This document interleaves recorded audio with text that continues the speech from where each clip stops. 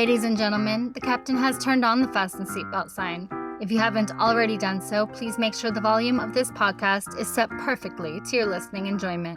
Please take your seat, whether that's on the treadmill, car, sofa, or bed, and buckle in for the last trip. My name is Jamie Beebe, and I'll be your tour guide, recreating someone's last days in paradise. On behalf of myself and everyone behind the scenes, please enjoy the Last Trip podcast.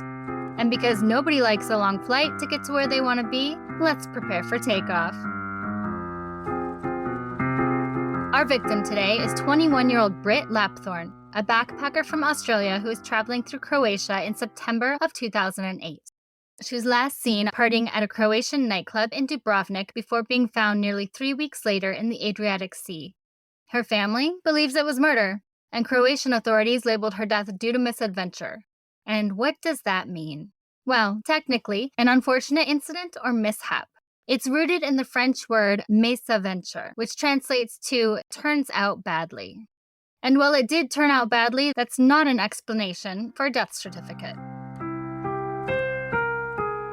Over the last few years, Croatia has become a tourist hotspot with over 15 million people visiting the country in 2022. The majority of travelers were German, but also a lot of Austrians, Slovenians, and Poles. In this episode, we'll focus on the city of Dubrovnik, where Britt was last seen, located on the Adriatic Sea in the southern part of Croatia. It's often called the Pearl of the Adriatic because of its stunning natural beauty. It feels literally like you've stepped back in time. The main part of Dubrovnik is Old Town, which is a UNESCO World Heritage Site. It's the part of town that's surrounded by medieval walls with narrow cobblestone streets, Baroque buildings, and plenty of historic landmarks. Inside Old Town, the main street is called Shrouded, and it's your typical tourist area with shops and restaurants. Beyond that, there are plenty of old churches and a couple of palaces, lots of museums, historical buildings, and even a fortress you can check out while you're there. In recent years, the city gained international fame as one of the main filming locations for the TV show Game of Thrones. And if you've seen the show, they turned it into King's Landing. Because of that attention, Dubrovnik has become pretty expensive. But there's still plenty of ways to enjoy the area on a backpacker's budget. First, you should buy a Dubrovnik pass. You can get one online or at the main tourist office at Pile Gate outside of Old Town. For 35 euros, you can get a 7-day pass, and they also have 3 days and 1-day passes. With the pass, you can ride the city bus for free, and you can get into pretty much every museum and attraction in town for free. It's well worth the money. Also, the hostels in town are nice and a great option. Or for cheaper accommodations, try staying outside of the city walls in the Gruz, Lapad, or Zupa areas. Eating at restaurants can get pricey, so if you've opted for a hostel or Airbnb, head to the market, grab some fresh food, and cook your own meals because you'll save a fortune. Croatian history is extensive. Dubrovnik has been around since the ancient times of the Greeks and Romans, and in the 7th century, Slavic tribes settled in the region. From 1358 to 1808, the city was known as Ragusa. It had wealth and influence because of the maritime trade, it was diplomatic, and also had a strong navy. In 1667, the Great Earthquake hit. The magnitude was estimated somewhere between 6.5 and 7.3. And if that's not bad enough, it also triggered a tsunami. As you can imagine, it was complete devastation throughout the entire town, and a huge number of lives were lost. In 1808, Napoleon Bonaparte took over the Republic of Ragusa, and then in 1815, it was placed under Austrian rule. World War I had a huge impact on Dubrovnik with the collapse of the Austro-Hungarian Empire in 1918. Croatia was later renamed the Kingdom of Yugoslavia, and Dubrovnik was established, becoming part of the newly formed kingdom. World War II was a challenging time for the city with occupation, resistance, liberation, and the establishment of a new political order. The post-war era marked the beginning of Yugoslavia, which was a socialist federation that would last until the early 1990s. On June 25, 1991, Croatia declared independence, which led to the Croatian War of Independence from 1991 to 1995. There was a lot of destruction and suffering from the war, but despite that, tourism rebounded in the late 1990s. Croatia worked hard to promote the country as a safe and attractive destination for travelers, and it paid off when they had a huge tourism boom in the 2000s. A few cool things to see and do in Dubrovnik include walking along the famous city walls, getting a private yacht and touring the waters and islands, exploring the old buildings, or hiking around the city. One popular hike is Surd Hill, just north of Old Town. There's a well-marked trail that zigzags up the hill and usually takes about 30 to 45 minutes. It's a moderately challenging hike, but if you don't want the exercise, there's also a cable car that will take you up to the top. It's the perfect spot to view the sunset, and at the summit, there's a cafe and restaurant. Also, in Old Town is the Little Brothers Pharmacy, which was established in 1317, making it one of the oldest in Europe. It's located right on the main street of Stratton and is still in operation. It's next to the Franciscan monastery, also founded in 1317. You guys know I'm a big fan of old churches, and this one is absolutely beautiful with art, paintings, sculptures, all from different historical periods. While you're there, on the left side of the monastery next to the entrance and the stairway that leads to the city walls, look close and you'll see a little gargoyle head sticking out of the stone wall. It's about a half a meter above ground and sticks out about 15 centimeters.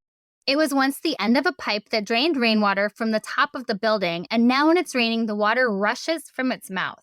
But the reason you need to find it is because legend has it that if you stand on the head, keep your balance, and take off your shirt while facing the wall, luck and love will follow you. With the way my dating life is going, I'll definitely give it a try while I'm there. Let's get to know Britt Lapthorne. In 1987, Britt was born in Melbourne, Australia, to parents Dale and Elkie and older brother Darren. She was well-loved and quickly became the boss of the household. Her family traveled frequently, and when Britt was 8 years old, they lived in China for 3 years. By the time she was 10, she learned to barter with the market vendors in Beijing and developed her love of shopping. Britt was a total character who loved making people laugh. She was vivacious and vibrant, stubborn and intense, generous and warm. She lived with her parents in Eden Park, about 45 kilometers north of Melbourne, and loved it. She especially loved family gatherings, with Christmas being her favorite holiday. Britt was always happy and smiling. She had a love for life. She was determined and focused to make all her dreams into a reality. And family was everything with Britt. She was like two peas in a pod with her dad, and he always had a hard time saying no to his princess. Her and her brother Darren had a deep bond, even attending the same university. She was getting an international business degree at RMIT, and she loved learning. Her textbook pages were always bent, and the covers were well worn. During school, she decided to take a gap year to travel. This journey was more than just partying for Britt. Her dad said she is of German extraction, her mom Elkie. Britt wanted to see Auschwitz. I think that showed a great strength of character. She wanted to understand suffering, to see and really get a feeling for the places she was going. In Bosnia, she said she wanted to understand what had happened there. Her friend, Lauren Mackenzie, told the Sunday Herald-Sun that Britt was taking time off to kind of explore the world a little bit more and maybe look for some answers and some career choices. She told her friends that one day she might want to open a spa business with them, but otherwise hadn't decided what she wanted to do after graduation. Before Britt left on her trip, she had lots of friends who she kept in constant contact with on Facebook, calling it her travel log. She kept everyone up to date with her travel plans and filled it with photos of her smiling and the amazing places she visited.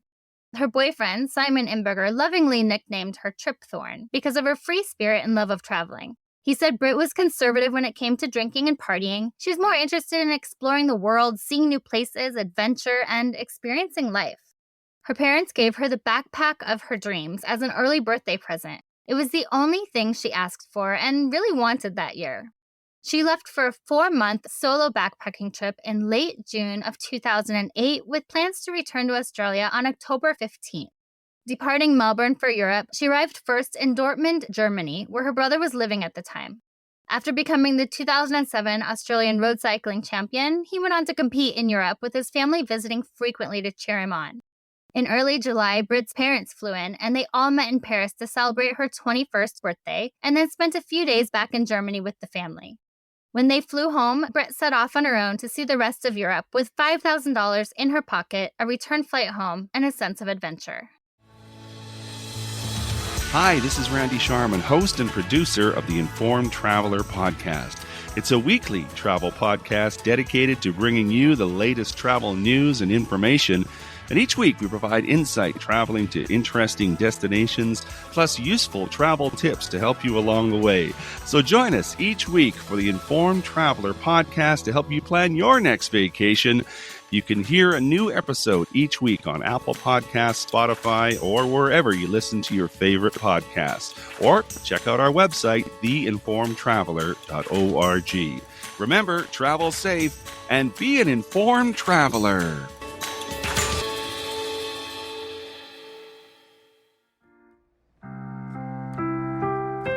Britt was a fast-paced traveler who made a lot of friends along the way.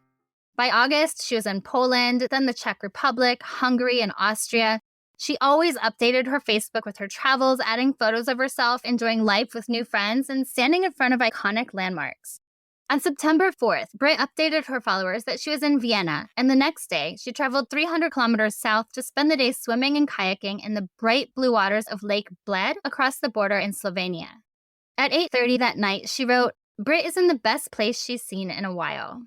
The next day, September 6th, was spent rafting before boarding a bus to Ljubljana, another 80 kilometers south.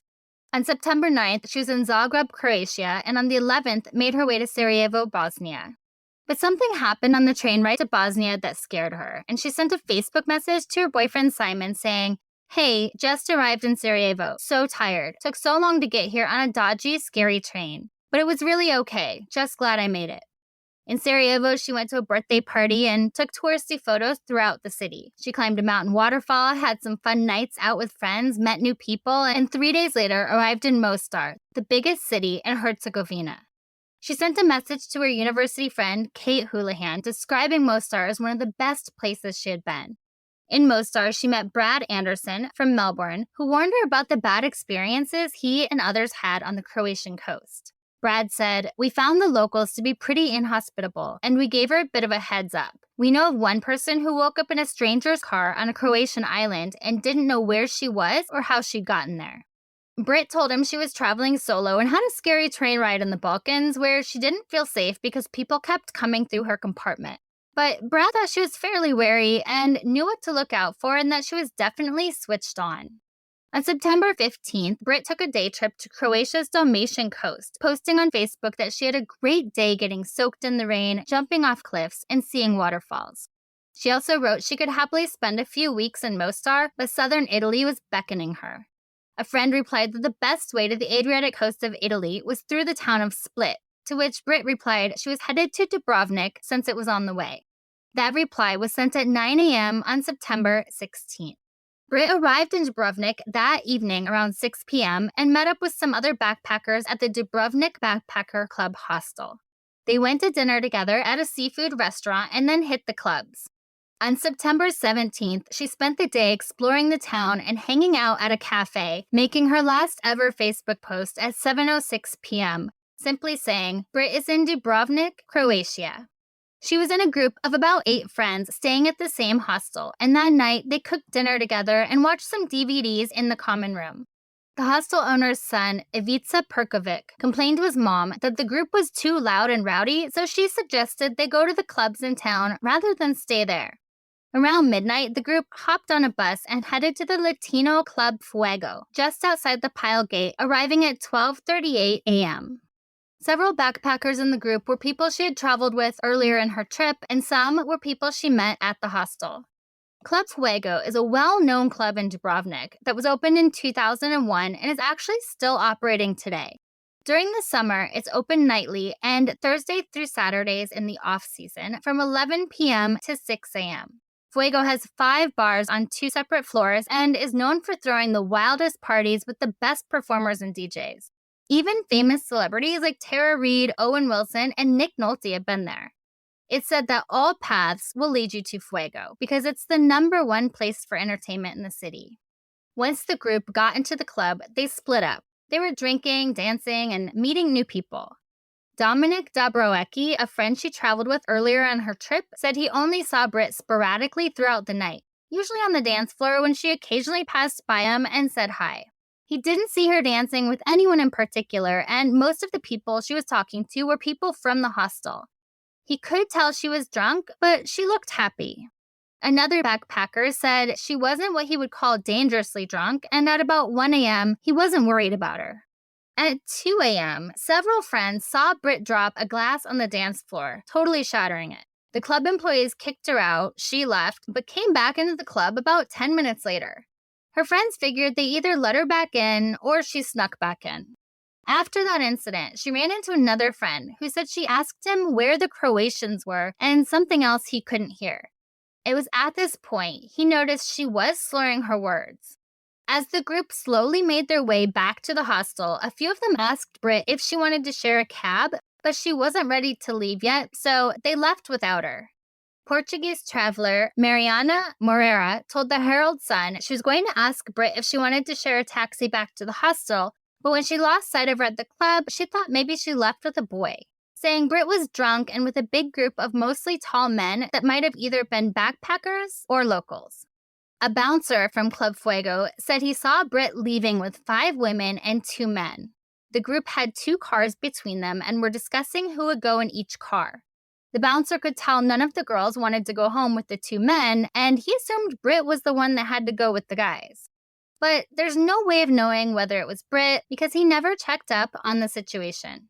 Her friend, Kate Houlihan, said Britt was cautious and there was no way she would have gotten into a car with anyone, especially strangers, saying even when she does drink, she's always in control. She's not that type of person. She's got a boyfriend. I find it very unconvincing that she would have gotten into a car with somebody she didn't know. If that's the case, there must have been some pressure. However, Britt ended up leaving the club. Her friends lost sight of her at around 3:30 a.m. on September 18th. And that was the last time she was ever seen alive. The next morning, one of the girls sharing a dorm room in the hostel noticed Britt never made it back, but didn't sound the alarm. She figured it was just a crazy night and no one else mentioned anything out of the ordinary. The next day, when the group was talking and sharing stories, they realized no one had seen Britt since 3:30 a.m. the night before. They got worried and tried calling her phone, but eventually it just stopped ringing.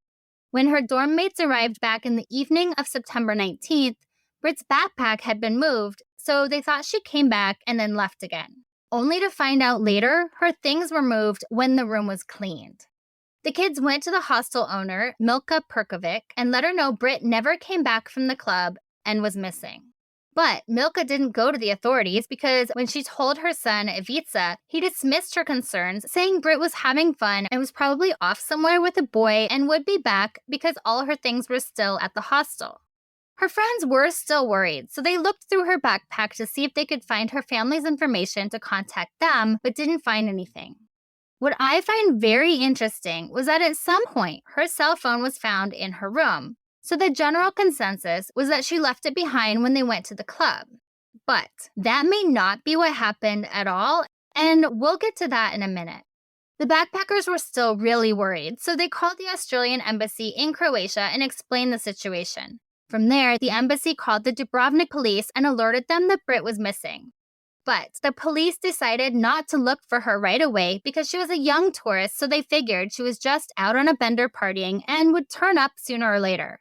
On September 21st, Britt's boyfriend Simon had not heard from Britt for 10 days. He sent her a message saying, "Hey B, hope Dubtown's still rockin' and the bugs aren't as big. Keep laughing, Tripthorn." On September 22nd, Britt's mom was also getting concerned, writing on her Facebook page, "Hi Britt, missing your travel log." Also on the 22nd, her friend Tara Reynolds noticed her silence and checked in on Facebook. So now it's been 4 days and no one has seen Britt. You guys know the first few days are crucial to any investigation, especially a missing persons case. September 24th, 6 days after she was last seen, her family was finally notified. Her boyfriend Simon quickly alerted her Facebook followers, writing, "Please contact Elke Lapthorne or Simon Imberger if anyone has heard from Britt Lapthorne. Very urgent." Her brother Darren immediately left Germany to find his sister, with his father and her boyfriend arriving soon after. This is when the Dubrovnik police finally began their investigation. They went to the hostel to look through Britt's things for clues, and this is where it gets interesting. They found her phone in her room, and it showed a call going out at 2:57 a.m. on the night she went missing. Now remember, she was placed in the nightclub until 3:30 and never made it back to the hostel. Everyone thought she left her phone behind, so how was there an outgoing call at 2:57? And that call was made to Ivica Perkovic, the son of the hostel owner. Even though the number was Ivica's cell phone, the Perkovic family insisted it was the hostel's general number. They said he missed the call because he was asleep with the ringer off. Now, if she made that call, how did her phone end up back in the room without her? And if someone else made the call, why? And did Ivica really have the phone off? Wouldn't he notice a missed call from Britt later on and bring it up to authorities? Even more suspicious, Ivica left the country in the days after Britt disappeared on what he said was a work-related trip. Police asked him to return to Dubrovnik, which he did. They questioned him for 36 hours and then said he was no longer a suspect and let him go. In the questioning, he said he only met Britt briefly the night they went to the club and had no idea why she would have called him. After he was released, he spoke to various media outlets that swarmed the city. He said Britt was a very promiscuous girl and was continually binge drinking, that he spoke to the staff at other hostels and they described her as kind and polite, but with a reckless side. He also said her friends didn't care that she disappeared from the club because they thought she was the type of person to go home with guys after meeting them. Classic victim shaming 101. If he only spoke to her once, how would he know anything about her? And why would he take it upon himself to supposedly talk to other hostels about her? Guys, that is so suspicious. Britt's friends and family completely denied Britt was promiscuous or reckless, including that she was very much in love with her boyfriend back home. They also said Britt would never go out without her phone. To add to the suspicion, while searching for Britt, her father received an anonymous call from a local saying that Milka Perkovic had gone to the post office trying to mail an Australian passport, but left after being told she wasn't allowed to put a passport through the mail. But the police couldn't verify the call. In the days surrounding Britt's disappearance, a warning was issued to backpackers through an online forum about men in a blue van stalking women in town. It said a blue van stops, 2 police get out, quickly show their ID, and then try to force the women into the van. Now, keep that warning in mind because we'll come back to it. By the beginning of October, with still no word on what happened to Britt, her family spoke up about their problems with the police. They found the police uncooperative, thought they weren't doing enough, and felt they were lying about things. On October 6th at 11 a.m., a local fisherman came across human remains floating in the Bay of Bonanovo. The Bay of Bonanovo is situated to the west of Old Town, close to Fuego, and it's easily accessible from the city center. It's a popular beach with tourists and locals boating, fishing, and swimming there throughout the year. The fisherman contacted the water police who recovered the body. The Lapthornes heard about the discovery through the media and thought it could be Britt, but the Dubrovnik Deputy District Commander Ivan Kukrika said at a press conference, "We can almost for sure tell that the body is not Britt's body because it was so badly decomposed. Rather, he thought the remains were more likely to belong to an illegal immigrant from Albania or Montenegro that had been dumped over the side of a boat some time ago." An autopsy was performed on the body, and using DNA and the dental records Britt's mom sent to the Croatian police, they confirmed it was Britt on October 10th. The deputy chief of police said DNA analysis has been completed in capital Zagreb. According to the analysis, the body found in the sea on October 6th belongs to the missing Australian Britt Lapthorne. I have to admit that I had, based on the state the body was in, really thought it was not Britt and that this case would result in a happy ending. When her parents saw the autopsy report, they said it looked childish and shed no light on how she died. A grade 12 student could do a better job than this. Guys, the report was only 2 pages long. It described the damage to the body but made no attempt to explain what happened to her or how she died. They could not tell where or how her body went in or if she was alive or dead when she entered the water. Her body was undressed with her shirt floating a short distance away, but the rest of her clothing, her purse, and her camera were never recovered. She was also missing her molar teeth, several limbs, her lungs, and most of her organs. Hours later, her father said, "Assuming it is a crime and everything is pointing to a crime, it is an absolutely heinous crime of the worst order. It is just beyond conception for such a beautiful girl, I don't mean beautiful in appearance. She was beautiful in her ways, always smiling, always happy, just having fun, and an intelligent, smart girl. Why would somebody do this to such a beautiful girl? For me, Elke, and Darren, it's just devastating. We think about all the things we planned to do together.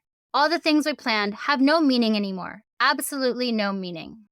But local authorities didn't agree with the Lapthornes, saying there was no sign of foul play, that she'd either jumped purposefully, fallen in an accident, or died while swimming.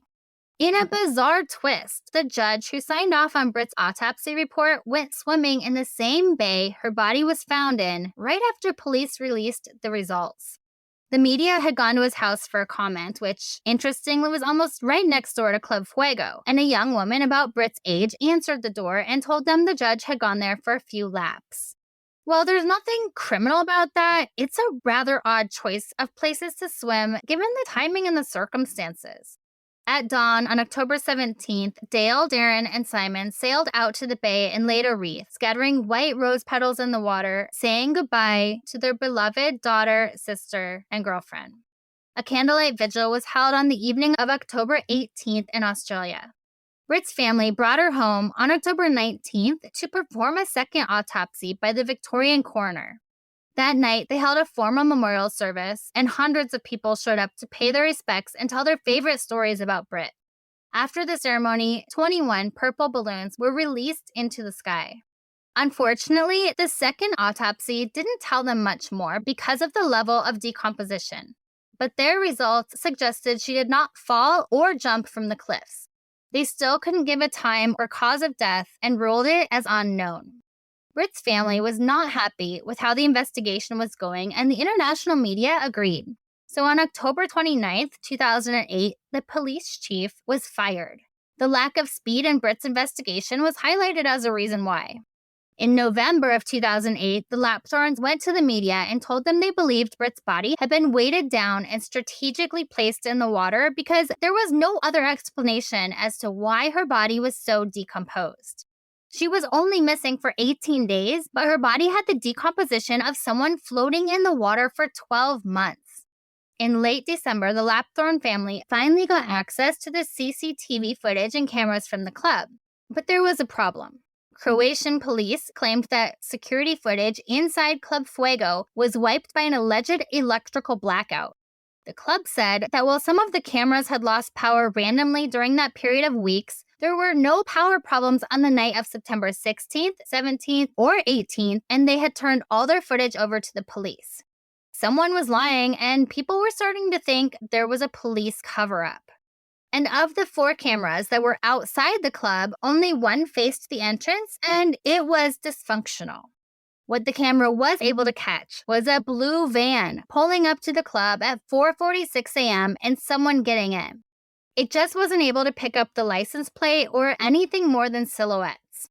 This brings us back to the warning in the online forum about unknown men trying to lure travelers into a blue van. How many blue vans are there in this city?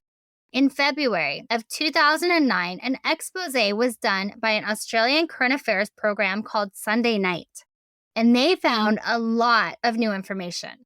They interviewed other women who claimed to have been almost abducted from the exact same area, and all the women had eerily similar stories. They claimed that a group of men with police badges tried to force them into this blue van. And in one instance, when the woman screamed, the men actually came back and said they were police officers and pretended to be different men. Most damning was that all the victims were young, female, blonde, slim, and foreign, just like Britt.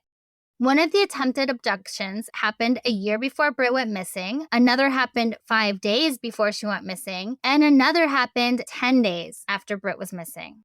And these were just some of the women that came forward. The show also claimed that the police had tampered with the footage, removing certain frames that would have proven it was Britt getting into the blue van. The show hired a sketch artist, and all 3 women they interviewed had similar drawings of their attackers. Now, with that information, Croatia held a press conference and released the sketches of the 2 men the women said were possible kidnappers. And guess what? The sketches matched 2 Dubrovnik officers.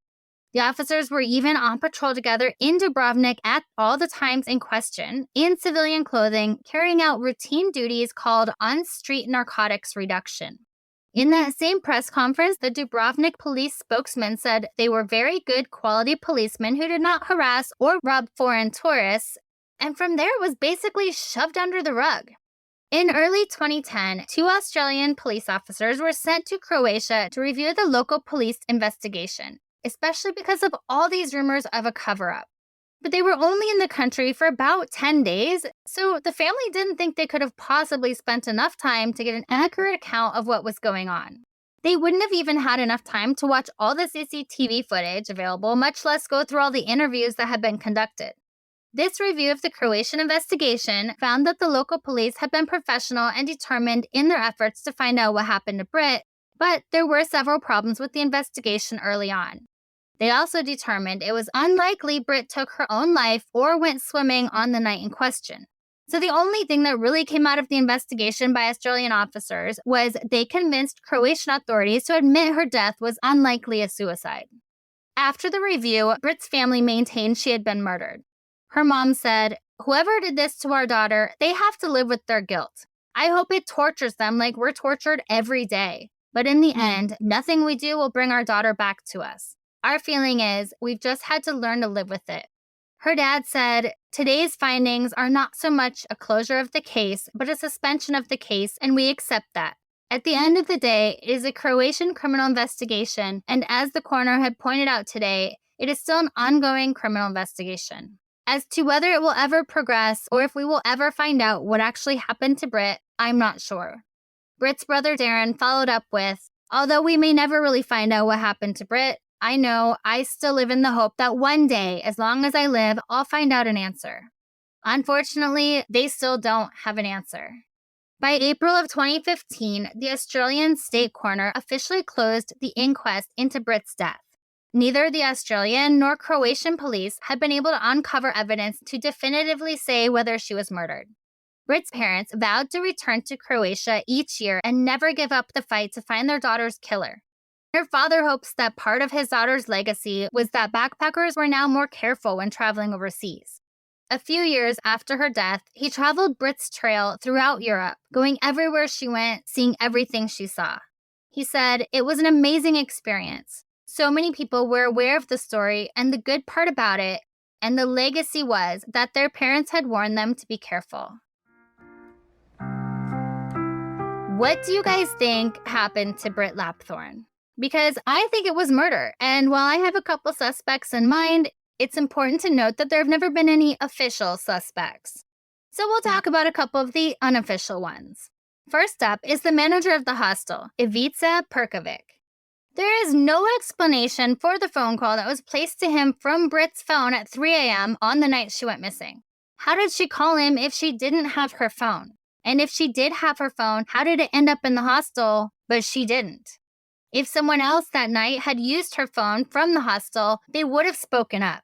And Ivica left town right after Britt vanished, and then he tried to discredit her after he was questioned.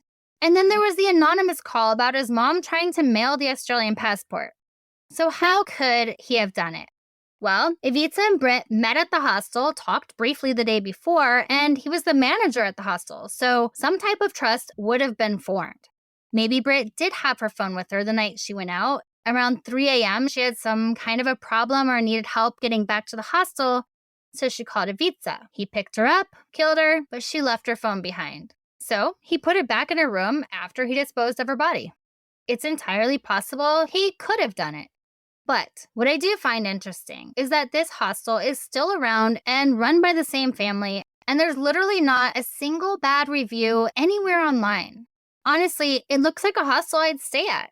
It's family run, a 10 to 15 minute bus ride to Old Town, near cafes, bars, and a promenade that leads to the beach.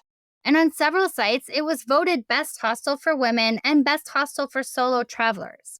On TripAdvisor, they had 117 reviews with a rating of 4.5, with their lowest rating being 3 stars. And almost every single review said how much they loved the family and how nice the manager was. On Google reviews, I found a 1 and 2 star review, both left by women, but neither left an explanation for the low review. Finally, one review from August of 2015 said, "The boys of the family treated the communal areas like the TV room as their own. Several times when guests were watching something, they came in and changed the channel to what they wanted to watch. They didn't care that it was disrespectful for the guests. It was lovely to be invited to be part of the family, and they were very kind, but it was sometimes a bit full on, as I just wanted to relax." So I could read into that review that maybe the kids felt a little bit entitled, but it's not really a huge red flag. With that many great reviews, I find it harder to believe that Ivica was involved in Britt's disappearance or murder. But I'd really like an explanation for how her phone was used that night. Next up, the cops. A blue van pulled up to the club that night and someone got in. Is that just a coincidence? Also, were the cops just bad at their jobs, or was there a cover-up? And if there was some type of a cover-up, were they covering up a crime or just trying to keep their town's reputation of being safe?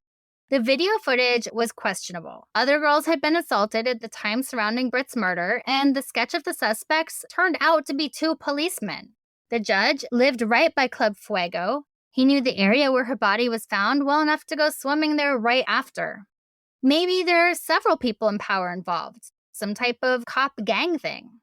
The only problem I have with this theory is that usually with more people involved in a crime, someone will eventually tell the truth and everything will come out. Hopefully, if we wait just a bit longer, that'll happen. I think there's quite a few reasons to suspect it was a cover-up and that the police do know more than they let on. Also, someone from Club Fuego could have been involved. She was kicked out for dropping the glass, but then let back in. Maybe someone working there realized how drunk she was and wanted her to stick around for a more sinister reason. Maybe the bouncer never saw her leaving, but gave the story as a way to lead people in another direction. Britt's disappearance and murder had a negative effect on the club for a short time, but they eventually rebranded and reestablished as a popular tourist hangout. Maybe Britt was murdered by someone that was never on the radar. Random crime happens everywhere. Britt could have been walking home from the club, she was drunk, alone, someone drove by and saw the opportunity and grabbed her.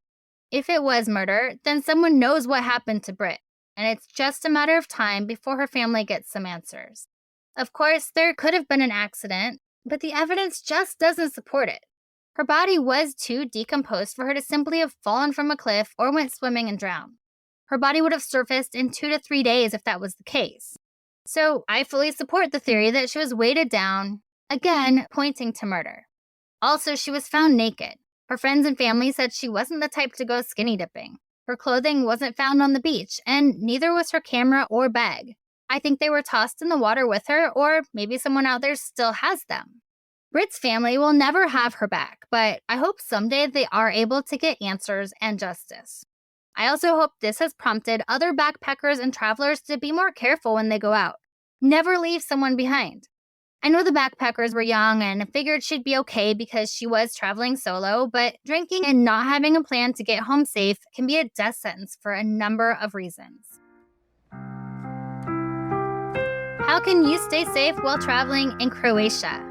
Dubrovnik is an extremely safe city, and Croatia was ranked 14th safest country in the world by the Global Peace Index. They welcome tourists and are very tolerant and open-minded. It's generally safe to walk the streets day or night, and there's sufficient police presence in case there are any problems. Also, both uniformed and police in civilian clothing patrol Dubrovnik, so keep that in mind. The emergency number in Croatia is 112. The legal drinking age is 18. Credit cards are widely accepted. Tap water is safe to drink, and smoking is prohibited in enclosed public spaces. The official language is Croatian, but English is widely spoken, although it's appreciated to learn basic Croatian phrases. A handshake is a common greeting, and it's customary to say dobar dan, which means good day, or bok, which is hi or bye in social situations. If you're wondering what to wear in Croatia, check the weather and always lean on the more modest side. If you're visiting churches or religious sites, cover your shoulders and knees out of respect, and don't take selfies inside the churches. They're sacred monuments and a place of silent reflection and prayer rather than a tourist hotspot. There are designated clothing optional beaches in Croatia. If you plan to visit one, research and respect the regulations. Also, most of the beaches are pretty rocky and contain a lot of sea urchins. So while going in your birthday suit might be fun, bring aqua shoes for safety.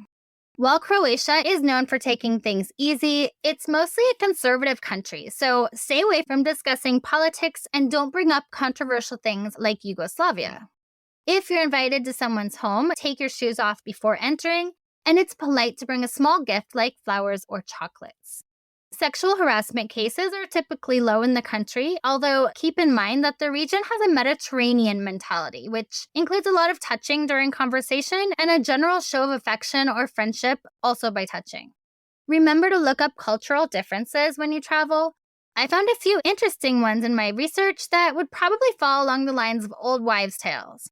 For example, Croatians always tuck in their undershirts, and literally everyone wears an undershirt to avoid showing their kidneys because they believe it could somehow lead to kidney failure. They always wear slippers, socks are not enough, and never go barefoot. Everyone blow dries their hair, even men with short hair. They never let their hair dry naturally except maybe during the hottest days of the year. Never go outside right after you've washed your hair, even if it's blow dried, because you could catch a cough. All Croatians swear, even the sweet old ladies. And my favorite? To find the best olive oil. Look for olive oil that comes in an old Coke bottle or Fanta bottle. That's when you know it's good. Like anywhere when you're traveling, be sure to read the reviews before you choose accommodation and stay somewhere well-known and established. In restaurants and spas, it's normal to leave a 10% tip. In bars or cafes, you can just round up the bill. Tour guides appreciate a small tip, and you can also round up to the next euro for taxi drivers. And speaking of euros, that is the current currency in Croatia. There are a few things you want to look out for. Pickpocketing is common, like most tourist places. Always watch for overly friendly strangers and unsolicited assistance. Always verify prices and details before making any purchases or agreements. Some clubs have been known to overcharge tourists and then threaten violence if you don't want to pay.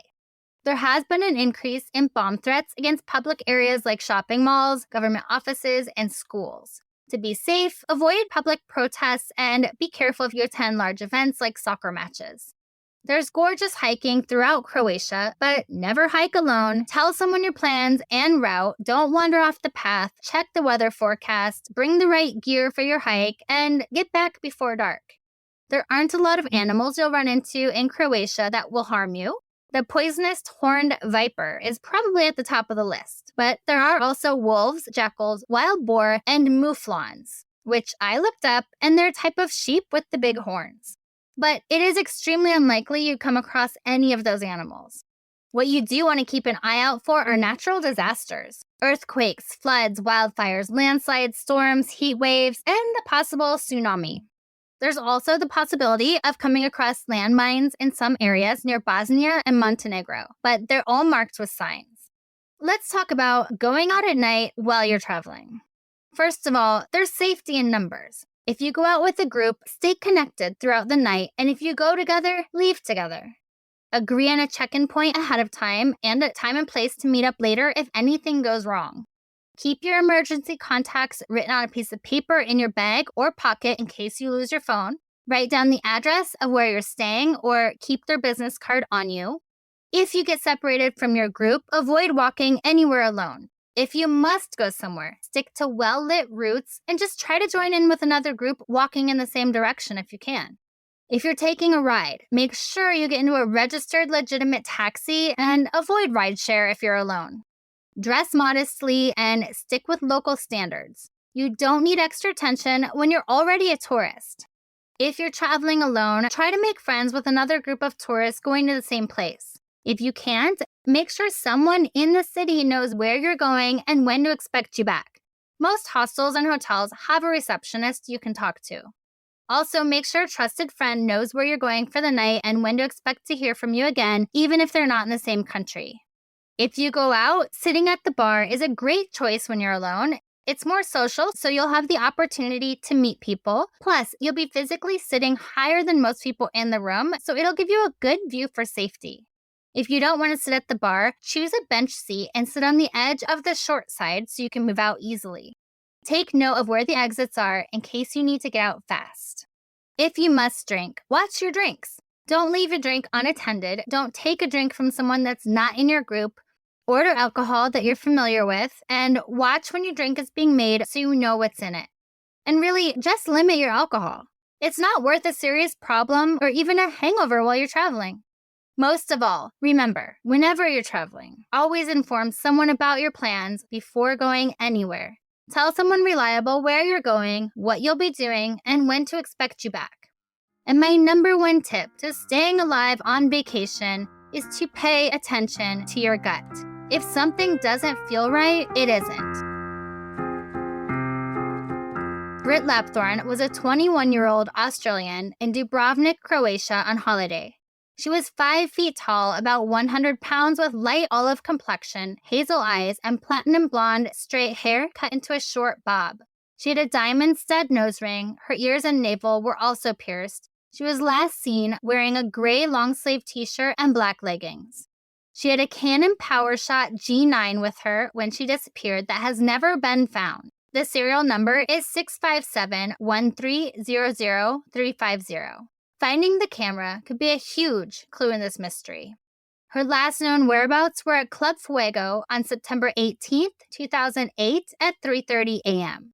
If you have any information about Britt Lapthorne, the night she went missing, or her missing camera, please contact the Australian Department of Foreign Affairs.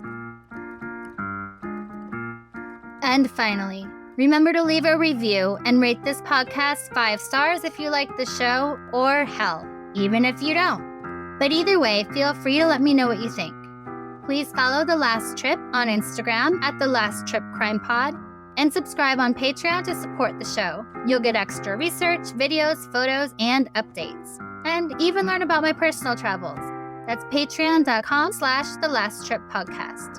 I'm Jamie Beebe, bringing you your last trip and signing off until the next one. Thanks for listening.